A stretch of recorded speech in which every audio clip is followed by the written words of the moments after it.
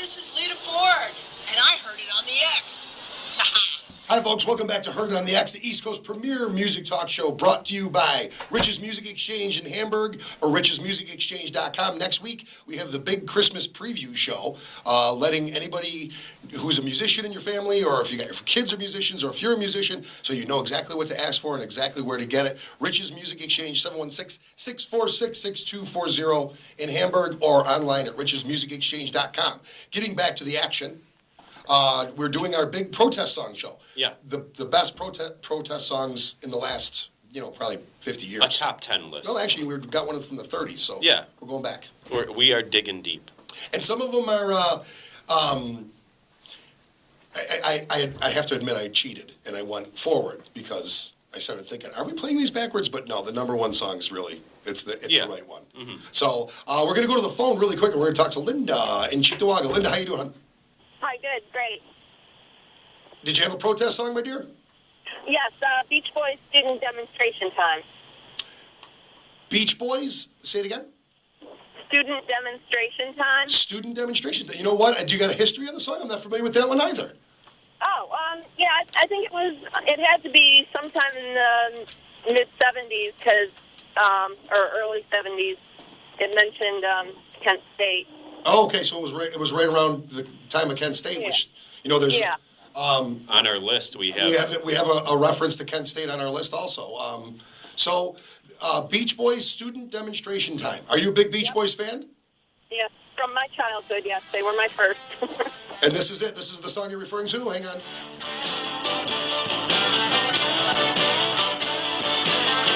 Is this it, Linda? That's the one. That's the song? All right, well, thank you so much for listening, and thanks for opening our eyes to yet another one. No problem. All right, bye-bye. Bye-bye. Yeah, I'm on the computer looking up the song. It's a sort of list of student demonstrations gone wrong. Berkeley Free Speech Movement, People's Park, Jackson State killings, and the Kent State shootings. So it goes through all of those. What a great audience we have that actually knows so many of these different types of songs. So, would you ever think of the Beach Boys for a protest song? I wouldn't think of it at all. No, I wouldn't. Yeah. I mean, that's fantastic. Unless they closed down the beaches for surfing, I didn't see them. They did a lot of cool things. Yeah, they did a lot did. of really cool things. But I just wouldn't, when even researching this, it never occurred to me to think about them, And Linda helped us out there. Thank you very much, Linda. Let's go to number 7, which is probably, I think this is probably one of the greatest songs ever written, honestly. If it wasn't dark in there, it'd be faster. How many roads must a man walk down? Here's one of the interesting things about this song, okay? Obviously, we all know Bob Dylan. You think of Dylan, liberal, weirdo, always complaining. Let me give you a little fact about this song that floors me every time I think about it. Okay. Do you know when it was written? And recorded? I'm going to say 63. 63, exactly. Okay. Don't you think that I mean, that's a year before the Beatles come over here and perform I Want to Hold Your Hand, So. I mean, so talk about, the antithesis of super pop, yeah. That was going on. I mean, this guy's writing this stuff then. That's just brilliant. Brilliant. And talk about just being out there on a limb by yourself. By yourself. Yeah, I mean, totally out there on a limb. One of Dylan's timeless protest songs. The 63 anthem poses the question about war, freedom, and peace, yet never really answers them. The chorus's famous refrain, "The answer, my friend, is blowing in the wind," is wholly ambiguous, either implying that the answer is obvious and all of us should know it, or it's intangible as the wind. It's been covered by so many people, including Dolly Parton. I didn't know Dolly Parton did it. Me either. Is there any way you could find that version? Because I'm dying to hear that. Yeah. And Elvis Presley covered it too. Oh, okay. So, pretty cool. I know I got Jim on a tangent now. We're never going to get out through all these. Keep going. Do you want me to just keep going, Jim? All right. With number 6, do you have it ready, or are you still looking for Dolly? There we go. U2's Sunday, Bloody Sunday. This song I remember. Yeah. I remember being in high school and this being a very popular song when I was in high school. It starts with that military drum beat almost. And it's one of the worst recorded songs I've ever heard in my life. The recording, honestly, God, the recording in this song is just terrible. They were in impoverished Ireland. The highly political 1983 anthem turns into a heady protest at the troubles in Northern Ireland, most notably the Sunday Bloody Sunday massacre in Derry, Ireland in January 1972, when British soldiers opened fire on protesters, killing 14 and injuring 29 more. The song was composed by The Edge and is arguably the most hard-hitting moment of the song is when Bono proclaims, "I won't heed the battle call." In earlier versions of the song, which were demos and before it was actually released, there's actually a line that stated, "Don't talk to me about the rights of the IRA," but the band decided that they didn't want to call out specific political groups. Yeah, wowee. So at a certain point, he did have a governor on him as far as political, because he would do it in a minute now. Yeah, now he'd have them all listed. The funny thing is when this song came out, it had to be the mid-'80s, early 83. Yeah, early 80s. So it was a really happy time. So that I don't think any of us realized that it was a protest song until disc jockeys started telling us that it was a protest song. I'm trying to think of bands that I've seen cover this. The only one that comes to mind is the band OAR I've seen cover this. Back in, I want to say like 04. It was around when the second Bush election. So, yeah, about like 04 maybe. 04, yeah, something like that. Let's just run through these without the sound clips. Number 5. Oh, we got to play number 5. I love this song. Yeah, go ahead and play it, because I love this song too. I frequently actually play this song. You play this song. When I come and sit in with you guys at Max, I play this song very frequently. It's one of my favorite songs. It's a Crosby, Stills, Nash & Young song. There we go. Song was written in response to the Kent State shootings of May 4th, 1970, when the Ohio National Guard opened fire on college students protesting against the American invasion of Cambodia. It's a very powerful song. I mean, Tin Soldiers and Nixon Coming is like one of the greatest lines ever written, I think. And what if you knew her and found her dead on the ground? Oh, yeah, just... How could you run when you know? Awful. Awful.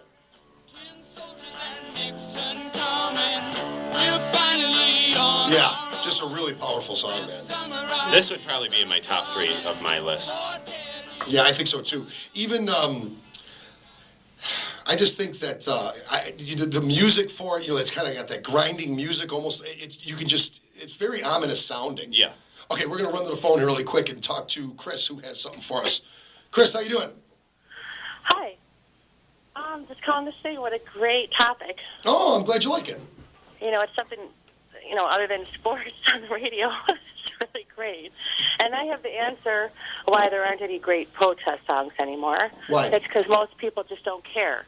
That's what I think.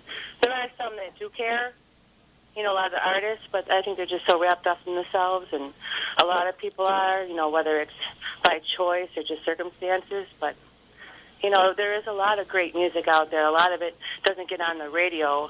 A lot of maybe not mainstream. A lot of electronic stuff that's on most of the channels. But there's like a BNY, different channels. There's different music that's out there that people don't go out and buy because it's not on the radio. Because what is radio controlled by three? Yeah, I mean. Conglomerates? Exactly. There's not a lot of choice when it comes to radio, and it's been definitely controlled by major corporations for a while. One of the interesting things with the advent of the internet and how easy it became to record yourself, I thought for sure radio or music was going to take a turn. And it hasn't yet. I find that to be disturbing. And once again, for the last 10 years, I'm in my mid-40s, and I say this all the time. We really my generation grew up in a time where it was peaceful and prosperous in this country. So part of the reason why there wasn't a lot of protest songs then is there was nothing to protest.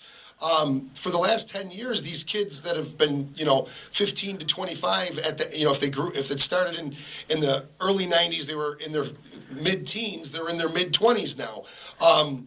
They've lived with a lot more turmoil than I have, and yet none of them seem to be writing anything. Are you kidding me? Well, in the 80s, there was a lot of different types of music out. There was, Headbangers Ball. There was the Rapper Show. There was New Wave. believe there was, there was a lot of different choices.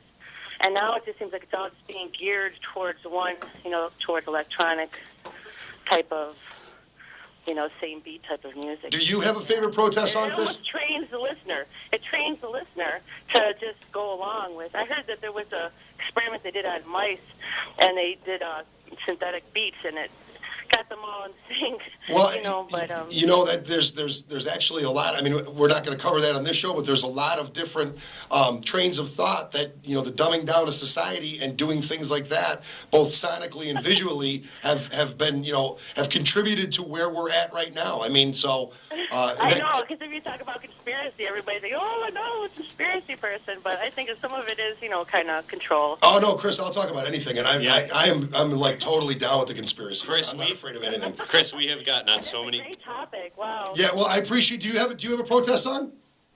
I couldn't think of any, other than a few Public Enemy songs, the 99 Lost Balloons, things like that. That's a good point too. Yeah, that's great though. That's awesome. That's awesome. I appreciate you listening and stay involved. Okay. Great. I'm going to listen to the show. Thank you. We're going to Okay, vote bye. these communist punks the hell out of our government. Ted Nugent. Yeah, there's our friend Ted Ted Nugent. Nugent. Actually, if you think about it, stormtrooping, according to Ted, stormtrooping is a protest song. It was written, from the point of view of if his country was ever taken over by Nazis. Yeah. No Nazi can make me get on a train. If a Nazi tries to get me on a train, I'll kill the damn Nazi. That was the best part of when Ted came on the show last time. Who better for comic relief than Ted? Ted is the best. Well, I wish we could just have Ted on every week because Ted will We just can. make you laugh and We've got like 2 hours of interviews People with Ted. We can inspire. chop it up. yeah, I'll kill the damn Nazi. There's probably a question. The question is, would Ted recognize Nazis though? Because a lot of what I believe is happening with our current situation resembles a lot of things that people say that they don't want to see. Here and we relate go it with to the more Nazis. conspiracies. You will get on any conspiracy. I am not in a conspiracy theory at all at this particular one. However, you can't tell me that since 9/11 that your rights have been slowly stripped away from you, and people don't seem to realize it. Are you I'm being told we have to go to break. Or we can skip the break. are you kidding me? No break. I'm being told no break. We can skip the break. Take a break. I'm being told to take a break. Oh, here we go. We got advertisers that will hate See, us. even we lose our rights. I know, We're not exactly. allowed to skip breaks anymore. What does Ted have to say about that?